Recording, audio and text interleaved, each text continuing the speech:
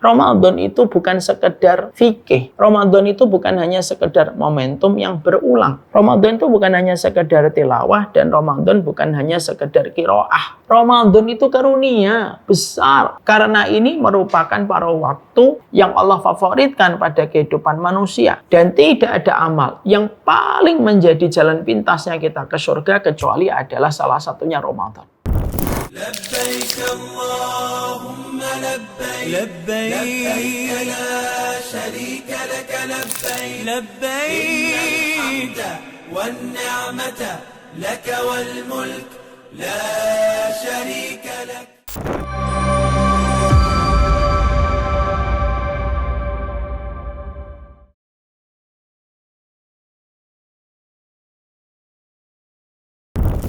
Kita mulai kajian kita. Bismillahirrahmanirrahim. Assalamualaikum warahmatullahi wabarakatuh. Innal hamdalillah wassalatu wassalamu ala Rasulillah wa ala alihi wa sahbihi wa man tabi'ahum bi ihsan ila yaumil qiyamah. Seluruh para penuntut ilmu, seluruh para shaimin dan shaimat yang hari ini kita duduk, semoga apa yang kita perbuat, semoga apa yang kita lakukan pada Ramadan kita betul-betul datang dari hati yang ihtisab. Bahwasanya memasuki kita di bulan Ramadan itu ihtisab kita cuma satu. Ihtisab kita adalah kita sangat mengharapkan betul bahwasanya kita mendapatkan rahmat. Semoga apa yang kita perbuat menjadi argo-argo pahala yang begitu berat ketika memberatkan mizan kebaikan kita pada kehidupan kelak kita di akhirat. Semoga kita memberikan kesungguhan hati kita kepada Ramadan yang Allah berikan kepada kita awal hari ini. Dan semoga konsistensi kita di dalam ketaatan bukan hanya bertahan hanyalah selintas dan sepintas, tapi semoga semangat kita pada Ramadan adalah semangat yang bertahan sampai di akhir bulan Ramadan. Ramadan itu bukanlah nama bulan semata, tapi sesungguhnya Ramadan itu merupakan konsep ideal kehidupan kita. Konsep idealnya seorang mukmin itu ya Ramadan. Bangun sebelum subuh, lalu kita rela untuk lapar dan menahan dari perkara yang haram, menahan dari perkara yang halal sekalipun ketika kita sedang puasa karena Allah. Tilawah menjadi hobi kita, sedekah menjadi kebiasaan kita. Maka apa yang kita lakukan di bulan Ramadan itu sebenarnya konsep ideal seorang mukmin di dalam kehidupan.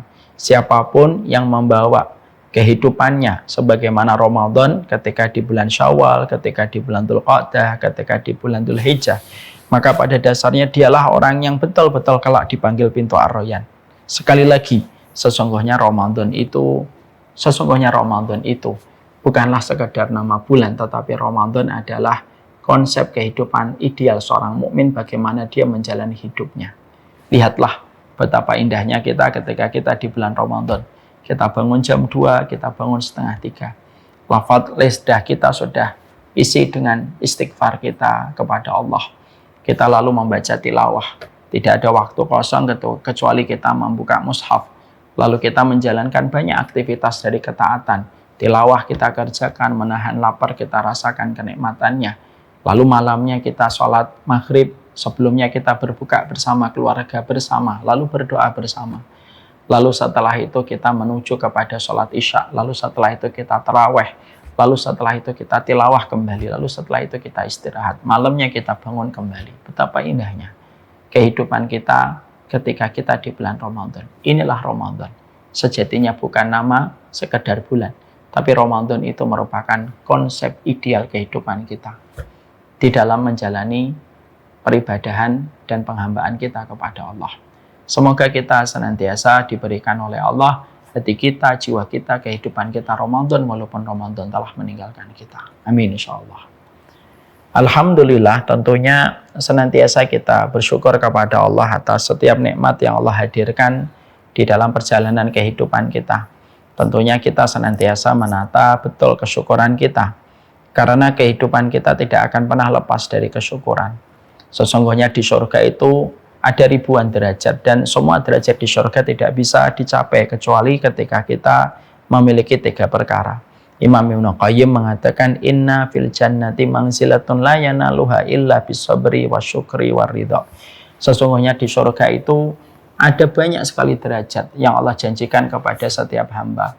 Dan tidaklah seorang mukmin mendapatkan derajat-derajat di surga kecuali ketika mereka memiliki 3 pilar pada kehidupan mereka. Pilar yang pertama, hendaklah kamu sabar kalau kamu sedang diuji.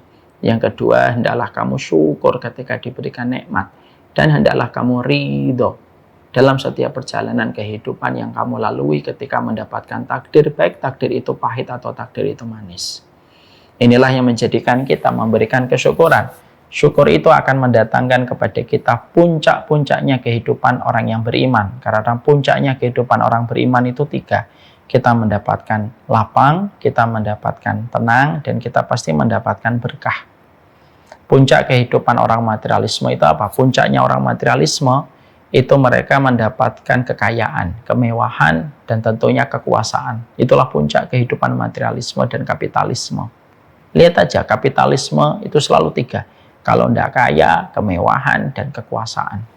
Kalau kita sebagai orang beriman, puncak kehidupan orang beriman itu sangatlah bertolak belakang dengan konsep tertinggi kehidupan materialisme. Sesungguhnya konsep tertinggi kehidupan orang beriman itu lapang, tenang, dan berkah. Makanya Allah ketika mencintai kita, Allah memberikan kepada kita kelapangan. Alam nashrah laka sadrak. Bukankah kami melapangkan dadamu? Nah, kalau dada kita sudah lapang, apalagi yang bisa membuat kita kecewa? Apalagi yang membuat kita bersedih, terlalu berlarut-larut. Memang kita tetap sedih, tapi kesedihan itu tidak berlarut-larut. Karena dada kita lapang di dalam menjalani kehidupan. Makanya Allah kalau cinta sama saya, cinta sama kalian, pasti Allah melapangkan dada kita. Dan tentunya kalau ingin dicintai oleh Allah, simple. Ikuti apa yang Allah perintahkan, tinggalkan apa yang Allah larang. Puncak kedua yaitu adalah kita mendapatkan ketenangan. Kalau sudah tenang, apa yang membuat kita khawatir? Apa pula yang bisa membuat kita depresi dan membuat kita frustasi kalau kita tenang? Dan tenang itu hak prerogatifnya Allah yang Allah berikan kepada hamba yang Allah kehendaki. Semua orang bisa hidup, tapi tidak semua orang bisa tenang. Karena ketenangan itu hanya Allah berikan kepada mereka yang betul-betul beriman. Huwallazi anzala sakinata fi qulubil mu'minin liyazdadu imanan ma'a imanihim walillahi junudus samawati. Panjang. Allah mengatakan Allah lah yang menurunkan ketenangan kepada setiap orang beriman. Makanya para sahabat dulu mereka itu tenang. Walaupun mereka diserang oleh pasukan yang jauh lebih besar daripada pasukan mereka, pasukan yang lebih besar itu tidak membuat mereka khawatir. Mereka tetap tenang. Makanya dalam peristiwa Khandaq ketika diserbu oleh pasukan koalisi dengan 100.000 pasukan yang datang dari berbagai macam penjuru, para sahabat takut, tapi mereka tetap tenang. Dan ketenangan mereka betul-betul memberikan kepada mereka kemenangan. Ketenangan itu hak miliknya Allah. Bisa jadi ada orang kaya, tapi belum tentu tenang. Bisa jadi ada orang dalam kondisi terkenal, tapi belum tentu tenang. Bisa jadi fulan populer, tapi belum tentu tenang. Tenang itu miliknya Allah. Dan yang ketiga, Allah memberikan kepada kita berkah. Sebagaimana doanya Nabi Isa, wa ja'alani mubarakan ainama kuntu. Ya Allah, jadikan aku berkah dimanapun aku berada. Inilah yang kita dapat. Kalau saya bersyukur, kalian bersyukur. Allah memberikan tenang, Allah memberikan lapang, Allah memberikan keberkahan. Dan itulah puncak tertinggi dalam kehidupan para nabi dan puncak tertinggi dari kehidupan para rasul. Mungkin kita dalam kehidupan ini, kita tidak boleh melewati hari kecuali ya Allah berikanlah kepada kami ketenangan, kelapangan, dan keberkahan. Amin insyaallah. Seluruh para penuntut ilmu yang hadir pada kesempatan hari ini, tentunya kita sangat memahami sekali bahwasanya hari ini kita sudah memasuki awal Ramadan. Ramadan ini tampak menyenangkan dan Ramadan ini tampak menenangkan dan memberkahkan. Kenapa? Karena Ramadan kita bersama dengan Ramadan yang serempak dan serentak antara NU dan Muhammadiyah, antara NU dan Muhammadiyah dan pemerintah dilakukan bersama. Bukankah ini merupakan sebuah anugerah besar? Kita menjalani Ramadan tanpa kita berbeda. Kita menjalani Ramadan tanpa ada debat yang panjang. Kita menjalani Ramadan tanpa ada konflik dari perbedaan yang mungkin kita temukan di grup kalau kita tidak bersama. Dan ini merupakan salah satu karunia besar. Ramadan serentak yang diadakan bersama dengan pemerintah, bersama dengan masyarakat, dan serempak pula antara NU dan Muhammadiyah itu menenangkan dan sekaligus menyenangkan. Dan kita harus paham bahwasanya Ramadan ini Allah berikan kepada kita ini merupakan sebuah karunia besar. Karena sesungguhnya ketika kita diberikan kesempatan Ramadan, tidak mungkin Allah itu memberikan kepada kita Ramadan begitu saja. Ramadan itu bukan hanya sekedar fikih. Ramadan itu bukan hanya sekedar tilawah. Ramadan itu bukan hanya sekedar seremonial yang terus berulang, silih berganti datang kepada kita setiap tahun. Bukan. Tapi sesungguhnya kita harus paham bahwasanya Ramadan yang hari ini kita peroleh, yang hari ini kita memulai, yang hari ini kita memasuki hari yang pertama, Ramadan ini merupakan karunia besar dan ini merupakan anugerah besar yang Allah berikan kepada kita. Kenapa saya memulai prolog ini pada Ramadan ini dengan sebuah kata karunia dan anugerah? Karena banyak orang ketika mereka memasuki Ramadan merasa bahwasanya Ramadan itu bukan karunia. Banyak di antara kaum masyarakat itu merasa bahwasanya Ramadan itu bukan anugerah. Padahal sejatinya Ramadan itu merupakan karunia dan Ramadan itu merupakan anugerah besar yang Allah berikan kepada kehidupan seorang mukmin ketika orang mukmin itu betul-betul paham betapa besarnya kebaikan dan betapa besarnya keagungan yang dimiliki pada Ramadan ketika kita menyadarinya. Orang itu cenderung meremehkan karena tidak tahu. Orang itu akan condong ketika mengagungkan ketika dia tahu dan ketika dia paham.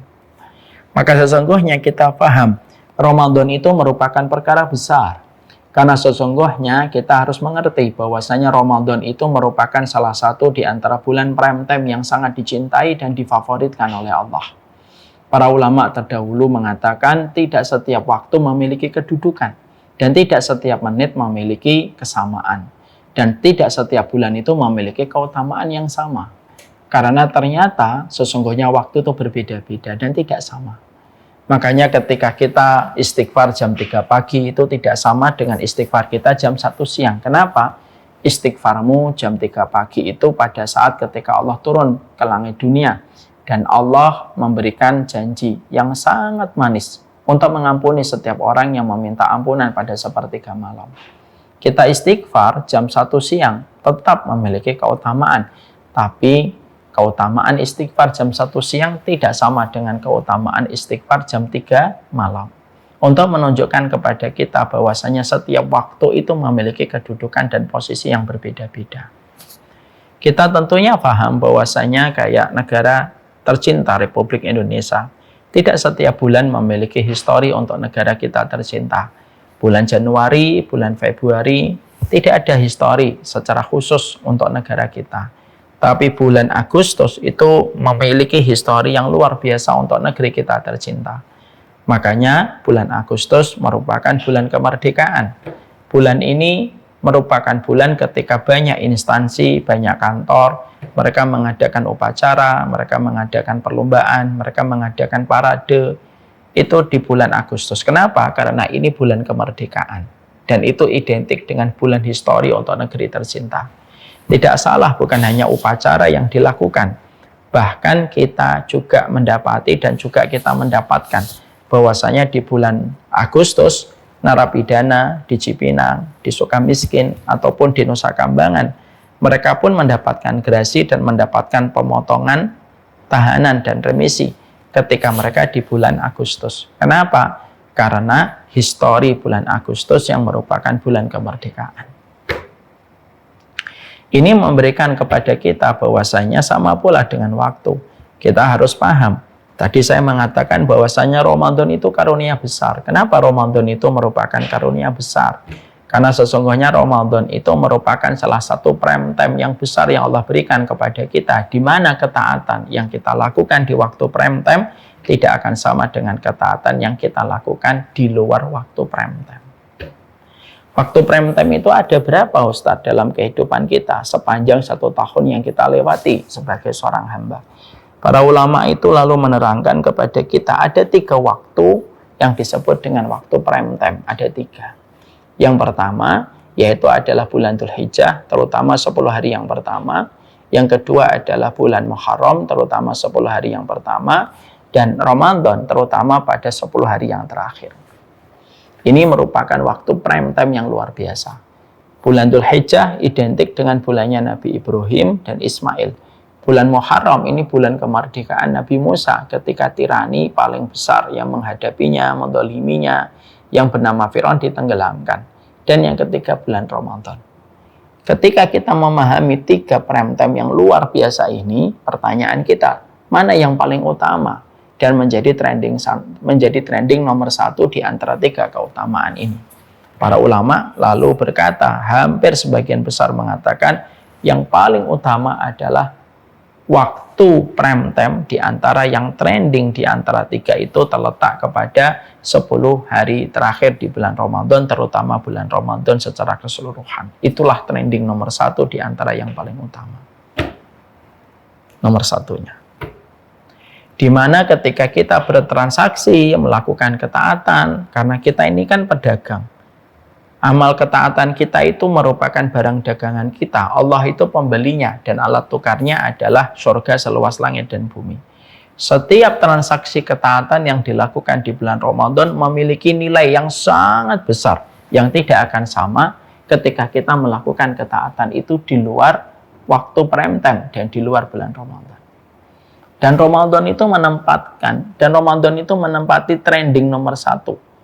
Waktu yang paling Allah cintai dan waktu yang paling Allah favoritkan bagi manusia untuk beramal, di mana pada waktu Ramadan Allah memberikan kepada kita sesuatu yang tidak pernah Allah berikan di bulan-bulan yang lain.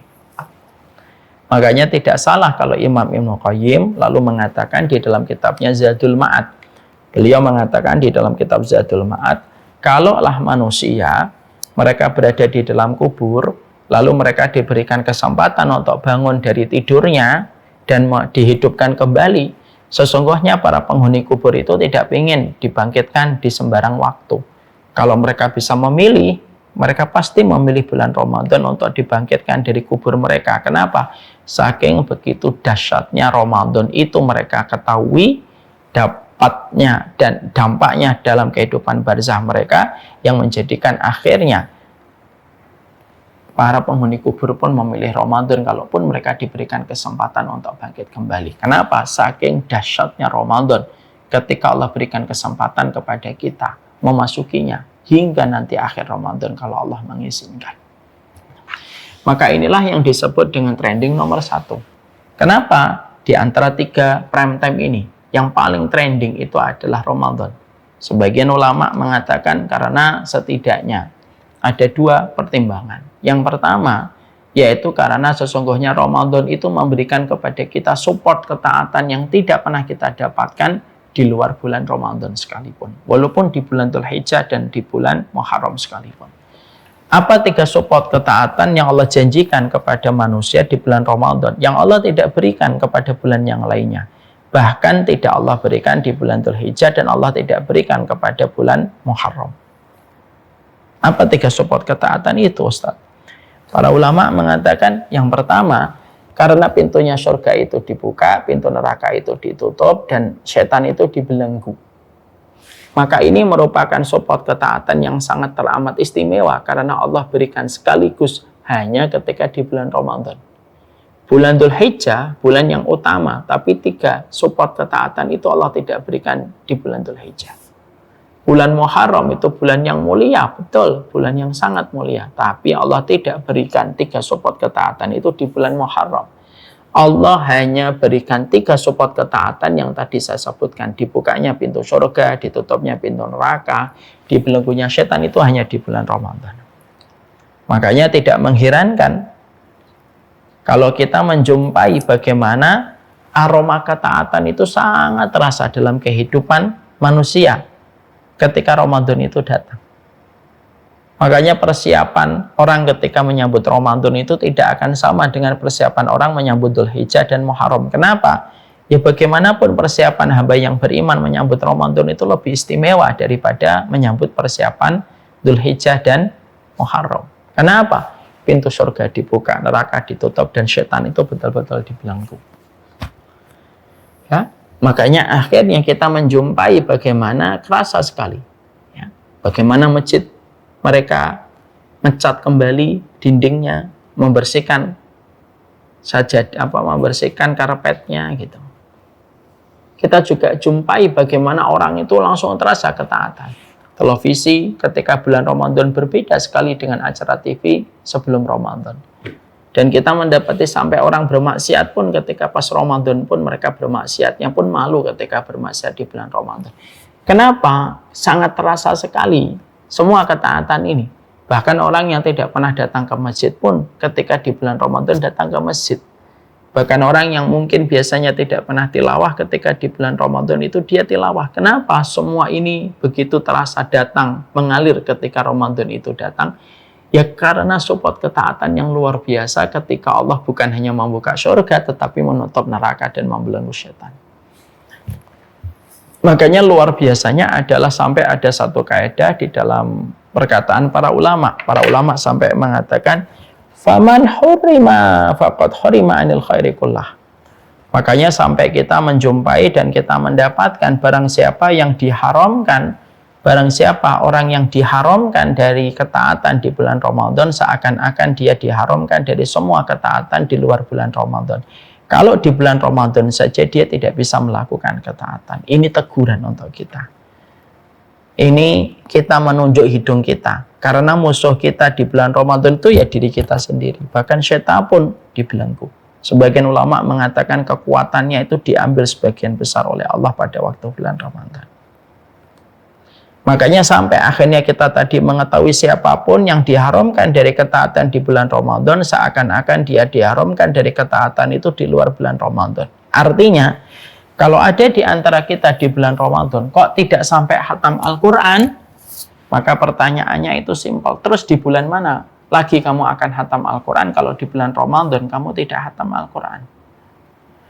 Kalau ada orang di bulan Ramadan, kok dia tidak istiqomah ketika dia mengikuti tarawih, yang mana notabene sholat tahajud di bulan Ramadan itu namanya adalah tarawih, dan kamu tidak istiqomah dan konsisten untuk tarawih di bulan Ramadan, terus di bulan mana lagi kamu akan istiqomah untuk melakukan tarawih kalau di bulan Ramadan saja kamu tidak istiqomah di dalam melakukan tarawih?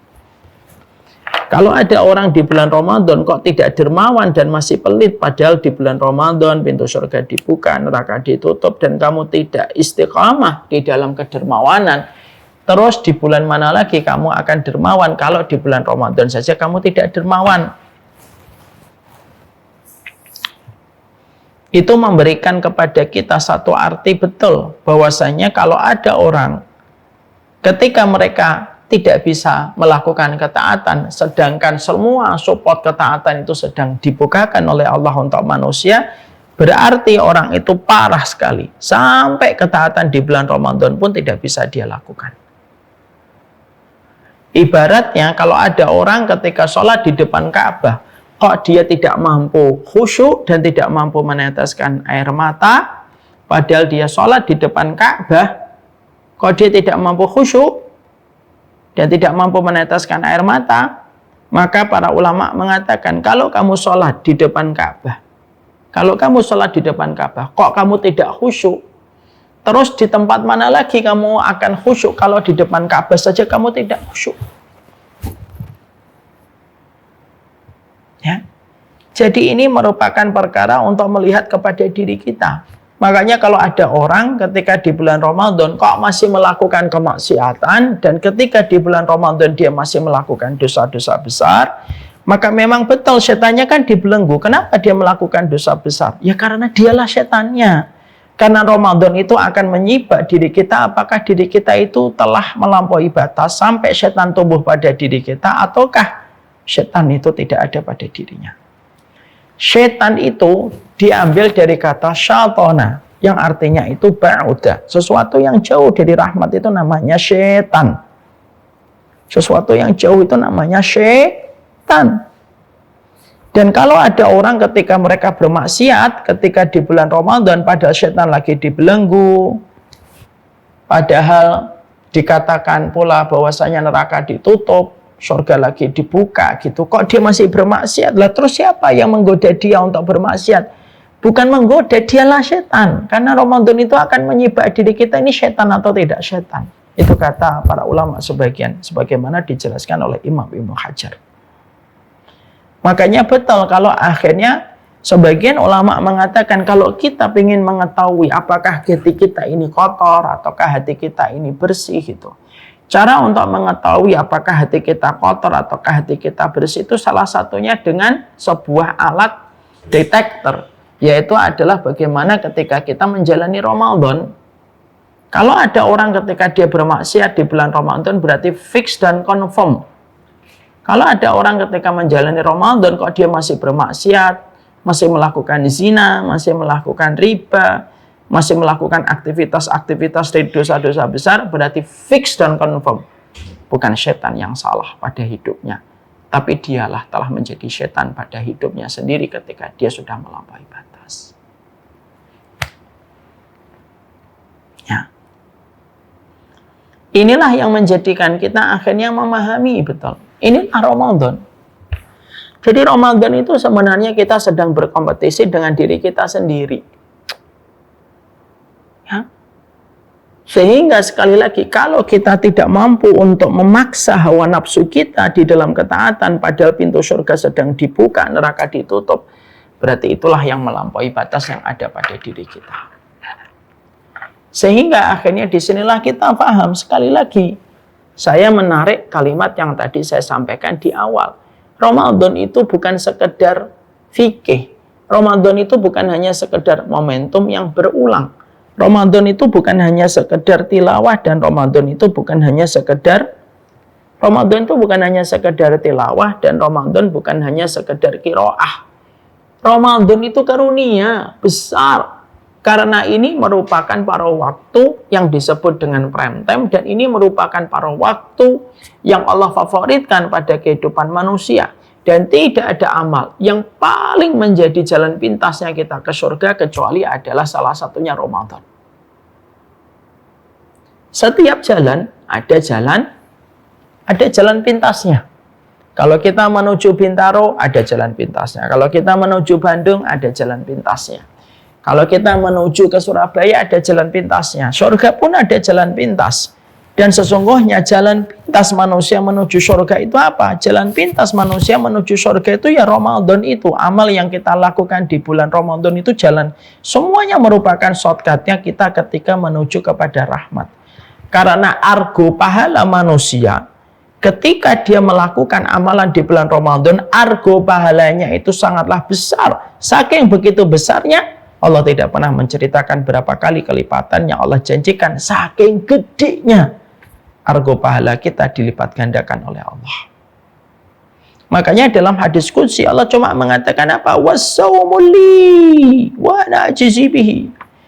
Puasa itu untukku dan akulah yang menggantinya langsung. Dan Allah tidak ceritakan detailnya berapa. Amal-amal yang lain itu diceritakan berapa kali Allah melipat gandakan. Antum sedekah 700 kali lipat. Antum membaca Al-Quran, satu hurufnya 10 kebaikan. Antum dzikir sore kayak sore ini, maka antum mendapatkan keutamaan membebaskan 4 budak. Antum dzikir setelah sholat subuh lalu tidak bangkit dari posisi tidur. Dari posisi duduk antum sampai matahari terbit dan sholat 2 rakaat sebanding dengan umroh. Antum sholat di Kuba sebanding dengan umroh. Antum melakukan amalan di bulan Dzulhijjah sebanding dengan orang yang jihad. Semua amal rata-rata diceritakan detail oleh Allah. Tapi amalan yang dilakukan di bulan Ramadan ketika dilakukan di waktu prime time, itu Allah tidak menceritakan. Dan Allah merahasiakan. Kenapa Allah merahasiakan? Syekh Utsaimin mengatakan Allah tidak menceritakan berapa puluh kali lipat Allah melipat gandakan amal di bulan Ramadan li'adhamil jaza, karena besarnya pahala yang terkandung karena besarnya pahala yang terkandung yaitu ketika kita di bulan Ramadan, ketika kita beramal. Saking gedenya Allah merahasiakan. Ini amalan favorit Allah. Makanya tidak mengherankan para ulama sampai mengatakan amalan Ramadan itu amalan istimewa sekali. Kenapa amalan Ramadan itu istimewa di sisi Allah? Sampai Allah jadikan ini amalan favorit yang Allah di antara manusia yang beramal. Karena di bulan Ramadan, manusia itu merasakan kehadiran Allah. Makanya amalan Ramadan itu tidak pernah diutak-atik sama Allah. Kata para ulama. Maaf ya, kita ini kalau melakukan puasa, itu ngerasain kehadiran Allah. Ibadah yang kita secara langsung merasakan kehadiran Allah itu puasa. Contoh, antum kalau lagi berkumur-kumur, itu jarak antara mulut antum yang ada di dalamnya air dengan tenggorokan antum hanya sejarak 1 cm. Tapi kenapa tidak mau kita teguk air itu? Ya karena kita tahu Allah melihat apa yang kita lakukan walaupun seluruh manusia di timur dan barat tidak melihat kita. Tapi tetap kita tidak mau melakukan. Kenapa? Karena kita merasakan kehadiran Allah. Itu contoh konkret. Makanya kenapa Ramadan itu sangat istimewa dirasakan oleh Allah dan Allah memberikan reward yang istimewa di bulan Ramadan. Karena manusia itu merasakan kehadiran Allah secara kuat ketika di bulan Ramadan. Makanya di antara istimewanya amalan Ramadan bukan hanya menjadi shortcutnya manusia untuk menuju kepada rahmatnya Allah. Bahkan amalan Ramadan itu kata sebagian ulama merupakan amalan yang tidak akan pernah dijadikan bumper kedoliman ketika orang itu melakukan kedoliman. Paham maksudnya? Insya Allah belum. Saya ceritakan. Kalau kita sholat kita itu masih bisa dikurangi. Ketika kita melakukan kedoliman, pahala sholat kita membayar kedoliman. Kalau kita sedekah kita itu masih bisa dijadikan bumper untuk mengganti kedoliman kita dan kejahatan kita. Karena setiap kedoliman itu menuntut pembayaran. Dan pembayarannya itu salah satunya dengan amal soleh kita. Ya. Tapi khusus dengan amalan Ramadan itu tidak akan pernah digunakan oleh Allah menjadi bumper untuk mengganti kedoliman manusia itu. Kalau dia orang puasa ini melakukan kedoliman, diambilkan dari pahala yang lain. Tapi pahala Ramadannya itu dijaga oleh Allah, dipackaging oleh Allah dengan indah. Dan tidak diutak-atik oleh Allah. Kenapa? Saking cintanya Allah kepada pahala Ramadan. Makanya ini merupakan amalan istimewa, yang sangat istimewa di Ramadan. Makanya saya ingat dengan doanya Nabi SAW yang sangat indah. Doanya Nabi itu, ada doa Nabi yang sangat indah. Allahumma inni as'aluka hubbaka wa hubba man yuhibbuka wa hubba amalin yuqarribuni ila hubbika. Ada doanya Nabi yang sangat indah. Ya Allah, aku memohon kepada engkau cintamu, cinta orang yang mencintaimu, dan amalan yang paling engkau cintai, yang mendekatkan aku kepada cintamu. Mari kita bedah doanya. Aku memohon cintamu, aku memohon cinta orang yang mencintaimu, dan aku memohon amalan yang paling engkau cintai, yang mendekatkan aku kepada cintamu. Ternyata Nabi mengatakan, Nabi berkata, aku tidak memohon cinta, aku tidak memohon umur yang panjang supaya bisa beramal dengan amalan semuanya. Tidak. Nabi tidak berdoa semacam itu. Nabi berdoanya, berikan kepadaku amal yang paling kau cintai supaya aku bisa mengerjakan, supaya aku secara cepat bisa menjemput amalan, supaya aku bisa cepat untuk menjemput cintamu. Jadi ternyata Nabi itu memohon amalan yang paling dicintai oleh Allah supaya beliau mampu mengerjakan. Dan apa di antara amalan yang paling dicintai oleh Allah? Amalan yang dicintai oleh Allah itu Ramadan. Semua ibadah dicintai oleh Allah, tapi tidak semua ibadah difavoritkan oleh Allah. Semua ibadah itu dicintai oleh Allah. Mana dalilnya? Ibadah itu ismun jami'un lima yuhibbuhullahu wa yardah. Yang namanya ibadah itu segala nama yang mencakup dari seluruh perkara yang dicintai oleh Allah. Maka itu namanya ibadah. Ya. Ibadah itu segala nama yang mencakup dari seluruh perkara yang Allah cintai dan Allah ridhoi. Itu ibadah. Itu nama dari ibadah. Berarti semua ibadah dicintai oleh Allah? Iya. Tapi apakah semua ibadah itu difavoritkan oleh Allah? Tidak. Tidak semua amalan itu hubba amalin. Menjadi amalan yang paling dicintai oleh Allah. Tidak. Karena sebagaimana ketika kita membaca Al-Quran. Ketika kita membaca Al-Quran, maka sesungguhnya membaca Al-Baqarah tidak sama dengan membaca Al-Ma'idah. Membaca Ali Imran tidak sama dengan membaca Ar-Ra'du. Membaca Al-Ikhlas tidak sama dengan membaca An-Naba. Kenapa? Surat-surat pertama yang saya sebutkan, Al-Baqarah, Ali Imran, Al-Ikhlas, itu lebih utama daripada surat-surat kedua yang saya jadikan pembandingnya. Kenapa? Karena semua firman-Nya Allah, tapi tidak semuanya memiliki kedudukan yang utama dan memiliki kedudukan khusus di sisi Allah. Sama, semua ibadah itu dicintai oleh Allah. Kalau dia ibadah, itu dicintai oleh Allah. Tapi tidak semuanya merupakan ibadah yang difavoritkan oleh Allah. Dan mari kita sadar, Ramadan itu amalan yang Allah favoritkan dari kita. Yang mana kalau kita beramal ketika kita beramal pada bulan ini, maka kalau kita beramal, itu argo kita menjemput rahmat itu dahsyat yang luar biasa. Argonya cepat. Dan inilah jalan pintas ke surga. Sebagaimana yang diterangkan Ibnu Qudamah. Salah satu amal la tuzanu bihil mizan. Ada 3 amal yang hampir tidak bisa ditimbang di dalam mizannya Allah. Ketika diletakkan amal tersebut di atas mizan, apa 3 amal yang hampir meretakkan mizan, yang hampir merusak mizan? Padahal mizan itu gede, Bapak dan Ibu. Mizan itu kalau dunia diletakkan di mizan, mizan itu lebih gede daripada dunia. Tapi ada 3 amal, yang 3 amal ini kalau diletakkan mizan ini hampir tidak kuat. Sebagaimana timbangan bayi ketika menimbang laki-laki dewasa. Timbangan bayinya hampir tidak kuat. Atau mungkin rusak sebelum ditimbang secara maksimal. Apa 3 amal itu? Sabar. Yang kedua, memaafkan ketika kita terdolimi. Yang ketiga, amalan Ramadan. Ini amalan besar. Makanya Ramadan itu, dia mahal di mata orang yang tepat, dan Ramadan itu murah di mata orang yang tidak tepat. Orang yang jatuh cinta kepada surga, tidak mungkin dia tidak jatuh cinta kepada Ramadan. Kenapa? Karena Ramadan dan surga itu satu paket. Tidak bisa dipisah, Ramadan dan surga itu tidak bisa dipisah. Makanya Ramadan itu kabar gembira bagi yang mereka yang taat, karena Ramadan itu menjemput rahmat, dan Ramadan itu kabar gembira bagi mereka yang bermaksiat. Kenapa? Karena dia mendapatkan ampunan kalau dia bersungguh-sungguh ketika memasuki Ramadan. Ya. Jadi Ramadan itu luar biasa yang Allah janjikan dalam kehidupan manusia. Makanya Ramadan itu mahal di mata orang yang tepat, tapi Ramadan itu murah di mata orang yang tidak tepat. Saya ambilkan analogi, dan analogi ini sudah sering saya sampaikan dalam banyak kesempatan. Saya misalkan pulang ke rumah, saya menemukan jam dari bapak saya.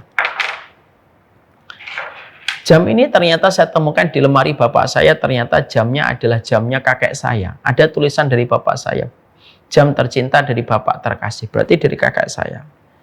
Misalkan kakek saya hidupnya 1910 sampai 1970. 60 tahun beliau hidup.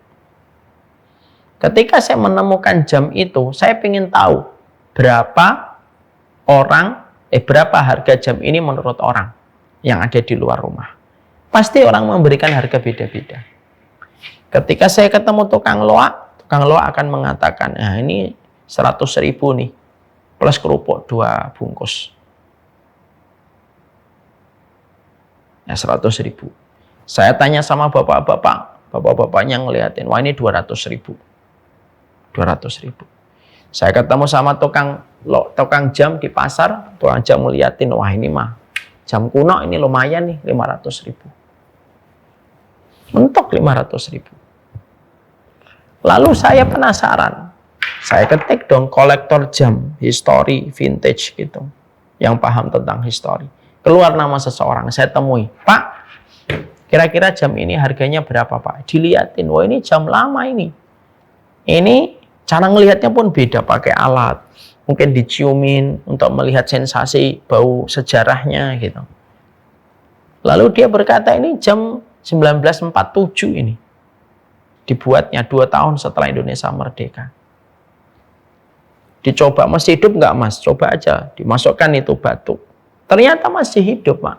Dia langsung mengatakan masih hidup nih. Saya kasih harga 500 juta. Kenapa dia bisa menghargai 500 juta? Karena barang kita itu mahal di mata orang yang tepat, dan barang kita murah di mata orang yang tidak tepat.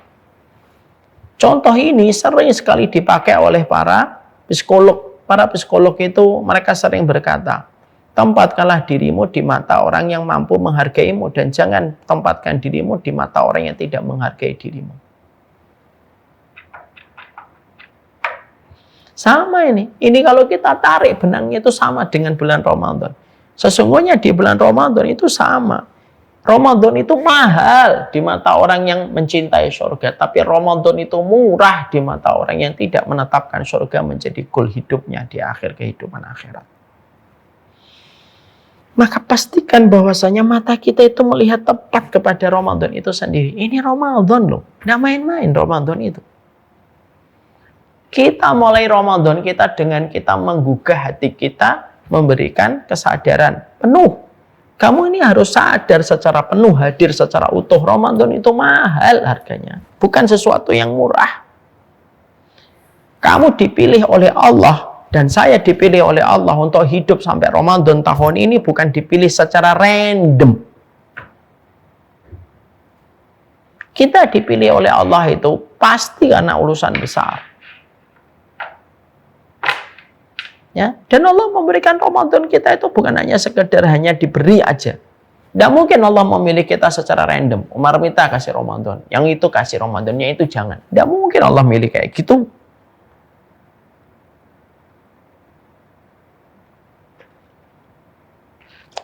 Dan itu yang kita harus mengerti betul. Jangan sampai kita masuk Ramadan tanggal 1, bentar lagi kita akan berbuka. Lalu kita tidak hadir secara utuh, tidak sadar secara penuh.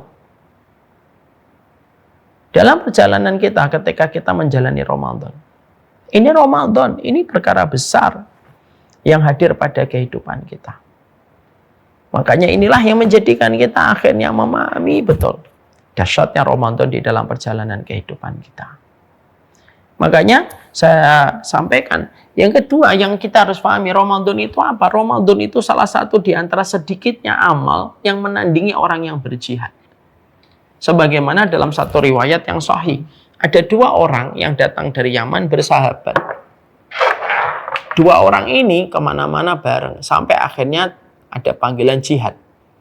Yang ini meninggal dunia di dalam jihad, yang ini meninggal 1 tahun setelah yang mati syahid, temannya yang mati syahid. Ketika setelah 1 tahun dia meninggal juga. Dua-duanya sudah meninggal dunia. Ketika dua-duanya sudah meninggal dunia,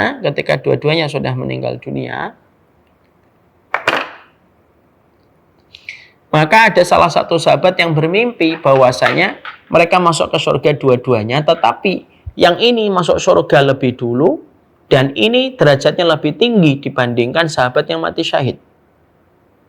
Jadi ini lebih tinggi derajatnya di surga. Dan lebih dulu dipanggil di dalam surga dibandingkan yang ini. Padahal ini mati syahid.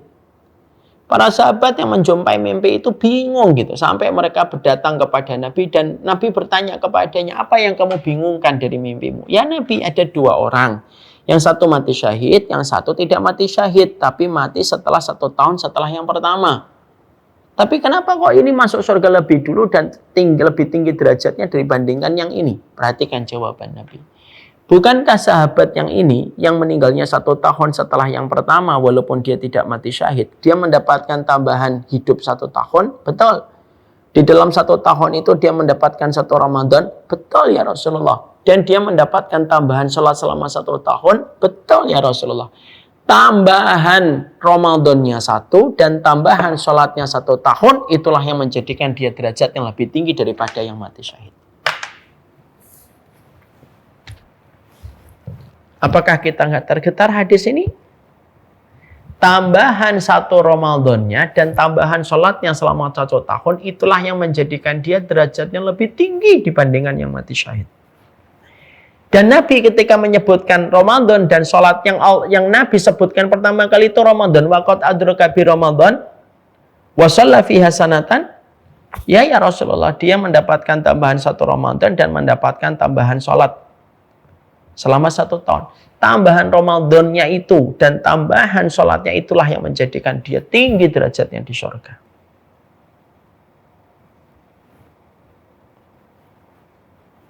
Coba. Kita harus mengerti itu. Jadi ternyata Ramadan itu sedahsyat itu. Makanya pertemuan kita hari ini saya tidak panjang-panjang menyampaikan. Saya cuma ingin untuk kita buka kesadaran kita. Ini Ramadan. Ini karunia. Ini anugerah. Ini bukan hanya sekedar fikih. Ini bukan hanya sekedar tilawah. Ini bukan hanya sekedar kita tarawih. Ini anugerah besar yang Allah berikan kepada kita. Dan Ramadan itu mahal di mata orang yang tepat. Dan Ramadan itu murah di mata orang yang tidak tepat. Semoga kita memahami dahsyatnya Ramadan. Inilah yang menjadikan kita lebih produktif dalam Ramadan. Inilah yang menjadikan kita berkompetisi dengan diri kita sendiri. Kalau ada di antara kita, kok di bulan Ramadan maksiat, berarti dialah setannya. Setan dari kalangan jin dibelenggu. Tapi setan yang ada pada dirinya akan muncul kalau memang dia itu sudah buruk hatinya dan buruk jiwanya.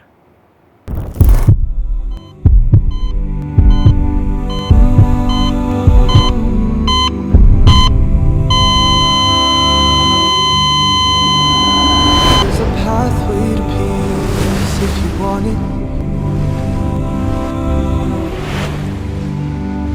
But the street is surrounded by thorns. Oh, you'll see and smell roses you think you like, but they're only there so you stray from the course. Every chance that I get when I stand in support, praying for guidance and hoping He opens my heart. Love and the faith filling up, but I know it'll fall. Hope it isn't for long. But I got it, can't stop it, won't slow up. Keep walking, we fall down real often. It's all good, keep folding, keep falling down. Yeah, every chance that I get when I stand in salah, praying for guidance and hoping He opens my heart. Love and the faith filling up, but I know it'll fall. Hope it isn't for long. Yeah, said I've been trying to get it right, so I'm steady praying in the night, and I'm staying focused on the prize. All I'm thinking about is paradise. It's only Jannah, got my eyes on, cause peace is the only thing I want.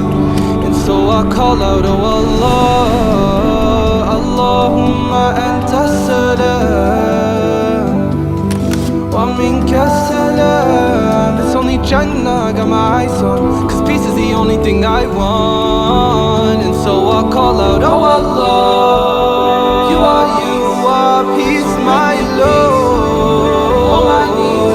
I'm on my knees for you, anything for and it's anything for you. All I need, oh Allah, you are peace. Won't you shower your peace upon me?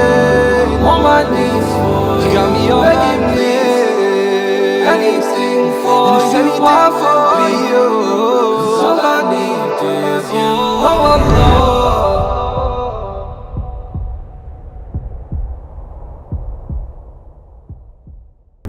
لبيك اللهم لبيك لبيك لا شريك لك لبيك لبيك الحمد والنعمة لك والملك لا شريك لك.